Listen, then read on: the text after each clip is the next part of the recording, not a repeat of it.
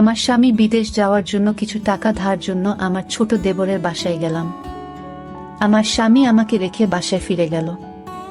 রাতে খাওয়া দাওয়া সেরে আমার দেবরকে টাকার কথা বললাম। আমার দেবর বলল, টাকা দিতে পারি, তবে একটা শর্ত আছে। বন্ধুরা, আমার স্বামী বিদেশ যাবার চেষ্টা করছে। ইদানিং মিস্ত্রি কাজ করে সংসারের ভরণ পোষণ চলে না। প্রতি মাসে কিছু পরিমাণ টাকা খরচ হয়ে যায়। বিগত 3 বছরে প্রায় 40,000 টাকা খরচ হয়ে গেছে।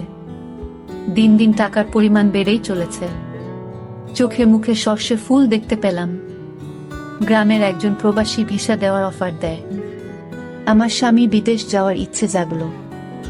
ভিসা বাবদ 3,20,000 টাকা মতো লাগবে, কিন্তু হাতে টাকাগুলি বলতে মোটেও নেই। উপায়ন্ত না দেখে আমার ভাসুর অমিতের মাধ্যমে ব্যাংক হতে বিভিন্ন মানুষের নামে 50,000 টাকা ম্যানেজ করা হলো। বাকি টাকার কোনো ব্যবস্থা কিভাবে করি, পথ পাচ্ছিলাম না। একদিন আমরা বসে আলোচনা করলাম যে শহরে আমার স্বামীর 2 জন মামাত ভাই থাকে, তাদের বাসায় গেলে কোনো সাহায্য পাওয়া যায় কিনা দেখা যেতে পারে। যেই ভাবা সেই কাজ। আমরা দিনক্ষণ ঠিক করে প্রথমে আমার দেবরের বাসায় গিয়ে উঠলাম। দেবর অবিবাহিত, সরকারি ভালো চাকরি করে ভালো মাইনে পায়। তাছাড়া ভালো আউট ইনকাম তার, সেজন্য কোনো অভাব নেই বললে চলে। সামনে বিয়ে করার প্ল্যান আছে বিধায় বিরাট আকারের একটি বাসা নিয়ে থাকে। আমরা বিকেলে দেবের বাসায় গিয়ে পৌঁছালাম। আমাদেরকে দেখে সে আশ্চর্য হয়ে গেল।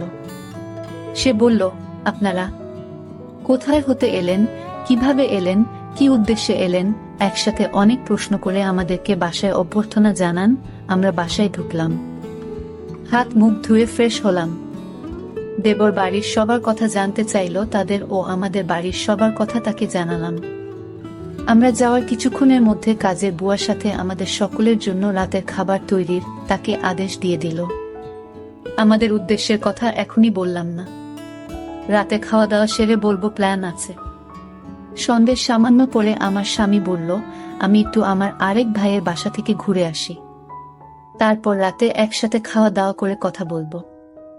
দেবর বলল, রাতে ঠিক চলে আসবেন তো ভাইয়া? আমার স্বামী বলল, হ্যাঁ। তাহলে জানা শোনেন, যদি রাতে আপনি না আসেন আমি কিন্তু ভাবিকে আস্ত রাখবো না বলে দিলাম। এই বলাতে আমরা 3 জনেই অট্টহাসিতে ভেঙে পড়লাম। আমার স্বামী চলে গেল। আমি আমার শিশু বাচ্চাকে খাওয়ালাম এবং তাকে ঘুম পাড়িয়ে দিলাম। আমরা দেবর ভাবি সোফায় বসে টিভি দেখছিলাম আর রাজ্যের নানা কথাতেই মশগুল হয়ে গেলাম। কথার ফাঁকে আমাদের উদ্দেশ্যের কথা বললাম। তোমার ভাই বিদেশ যেতে চায়, কিন্তু টাকার খুব অভাব। মোটামুটি টাকা জোগাড় করেছি, আরো 1 লাখ টাকা দরকার, তুমি দিতে পারবে ভাই? আমি কথাটা উপস্থাপন করলাম। দেবর বলল, এত টাকা আমি একসাথে এখনো দেখিনি বলে দুষ্টুমির ছলে সোফায় কাত হয়ে পড়ে গেল। অভিনয় করার দরকার নাই বলে আমি তাকে টেনে তুললাম। এরপর আমরা রাতের খাবার খেয়ে নিলাম। আমার স্বামী সেদিন রাতে বাসায় আসলো না। তার জন্য অপেক্ষা করে রাতে আমরা শুয়ে রইলাম। নতুন জায়গা, তেমন ভালো ঘুম হলো না। সকালে স্বাভাবিকভাবে নাস্তা সেরে নিলাম। আমার স্বামী আসলো, তাকে নাস্তা দিলাম। আমরা চলে যাবার প্ল্যান করলাম।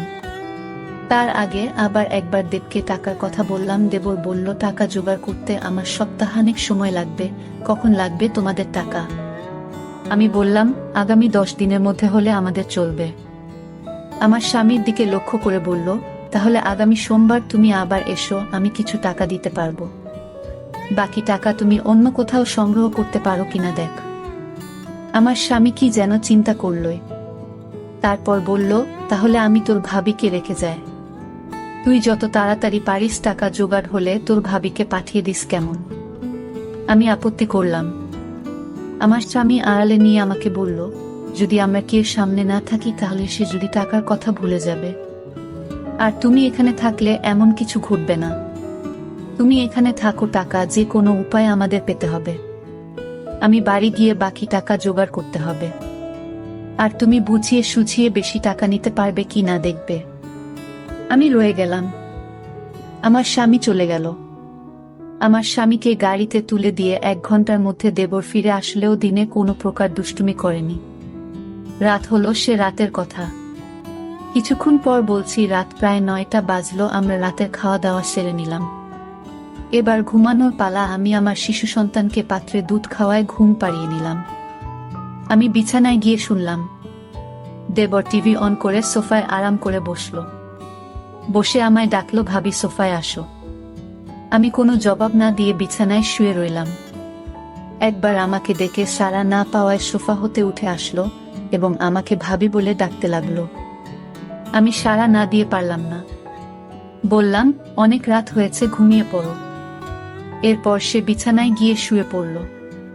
কতক্ষণ ঘুমালাম জানি না, আমার ঘুম ভেঙে গেল। আমার ঘুম ভাঙলে আমি তাকে বুঝতে দিলাম না। বুঝতে পারলাম ঘুমের মধ্যে কি ঘটনা ঘটে গেছে। ভাবলাম আর থাকবো না, চলে যাব। তাই সকালে নাস্তা খেয়ে রেডি হলাম। তখনই মনে হলো এভাবে চলে গেলে স্বামীর টাকা জোগাড় হবে কিভাবে। নানান কথা ভাবতে ভাবতে সকাল 9টায় আমাকে একটা মোবাইল ফোন দিয়ে দেবর বলল অফিস হতে আমি যোগাযোগ করতে পারি, তাই এটা দিলাম। এই বলে সে অফিসে চলে গেল। আমি একা তার পথ চেয়ে বসে রইলাম। অফিসে চলে যাওয়ার পর আমি সম্পূর্ণ একা বসে বসে টিভি দেখছিলাম। দরজায় কড়া নাড়ল। দরজার পাশে গিয়ে জিজ্ঞেস করলাম কে। বাহির হতে জবাব এলো, আমি কাজের বুয়া খুলে দিলাম। ভুয়া পাক শাক সব শেষ করে আমার কাজ হয়ে গেছে, বিদায় নিয়ে চলে গেল। আমি আবার টিভি দেখায় মগ্ন হলাম। বেলা প্রায় 1টা বাজলো। আমি স্নান করার জন্য প্রস্তুতি নিলাম। এমন সময় মোবাইল বেজে উঠল। দৌড়ে গিয়ে রিসিভ করলাম। ওপার হতে আমার দেবর বলতে লাগলো, ভাবি আমি একজন লোকের হাতে 10,000 টাকা পাঠাচ্ছি। লোকটা আমার খুব আপন, একটু ভালো করে মেহমানদারি করবেন, চা নাস্তা যা চায় তা দেবেন, কোনো কার্পণ্য করবেন না, বুঝলেন? টাকাগুলো আপনার জন্য। আমি ঠিক আছে বলে ফোন রেখে দিলাম। আমি আবার টিভি দেখার জন্য সোফায় বসলাম।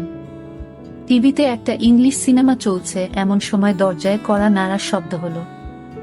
দরজা খুলে দিলাম। এ কি দেখছি!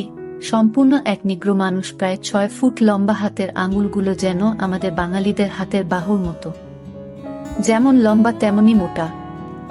লোকটি বাংলায় বলল, আসতে পারি ভাবি? আমি হেসে বললাম, হ্যাঁ আসুন। লোকটি সরাসরি সোফায় গিয়ে বসল। তাড়াতাড়ি চা নাস্তা তৈরি করে তাকে পরিবেশন করলাম। সে 10,000 টাকা আমার হাতে গুজে দিল। আমার খাতিরদারি তার নাকি বেশ ভালো লেগেছে। বিদায়ের সময় আমার কান্না এসে গেল। সে আমাকে বলল, কেঁদো না, যদি সম্ভব হয় আমি আবার একবার আসবে। তার চলে যাওয়ার পথে এক দৃষ্টিতে তাকিয়ে রইলাম। ভাবলাম সে যদি আমাকে সাথে নিয়ে নিত। বিকাল বেলায় আমার দেবর অফিস হতে ফিরে এসে লোকটির কথা জানতে চাইল, টাকা দিয়েছে কিনা। বললাম হ্যাঁ দিয়েছে। আমার দেবর আশ্চর্য হয়ে আবার জানতে চাইল, তাহলে দিয়েছে? আমি বললাম হ্যাঁ দিয়েছে, তো এতে আশ্চর্য হওয়ার কি আছে? আমার দেবর হেসে উঠে বলল, এমনি এমনি দেওয়ার কথা ছিল না। আমি কোনো কথা না বলে চুপ হয়ে রইলাম। আমার নীরবতা এসে যা বোঝার বুঝে গেল। আমাকে বলল, ভাবি দুনিয়াটা বড়ই কঠিন, কেউ কাউকে এমনি এমনি টাকা দিতে চায় না, সবাই বিনিময়ে চায়। সে আমাকে ধারে টাকা দিয়েছে, যথাসময়ে এগুলো ফেরত দিতে হবে। আমি তোমাদের টাকা প্রয়োজনের কথা এবং তোমার উপস্থিতির কথা সব জানিয়েছিলাম। তুমি যদি দাদাকে যদি কিছু না বলো, তাহলে 1 থেকে 2 লাখ টাকা জোগাড় করে দেওয়া যাবে। শুধু দাদাকে বলবে সব টাকা আমি দিয়েছি, এতে টাকাও জোগাড় হয়ে যাচ্ছে। তখন ভাই বিদেশ যাওয়া নিশ্চিত হচ্ছে। আমি তার কথা নির্দেশ সব শুনছিলাম। উপদেশ শেষ করে আবার সম্মতি জানতে চাইলে আমি কোনো উত্তর না দিয়ে নীরব রইলাম। আমার চোখে ভেসে উঠতে লাগলো। আজকের লোকটির কথা কি নাম কে জানে, জিজ্ঞেস করা সম্ভব হয়নি। খ্রিস্টান না মুসলমান তাও জানা যায়নি, তবে হিন্দু নয় যে সে ব্যাপারে নিশ্চিত।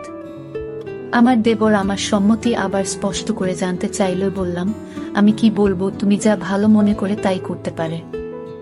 আমার সম্মতির লক্ষণ দেখে বলল, রাতে একজন মেহমানকে দাওয়াত করেছি।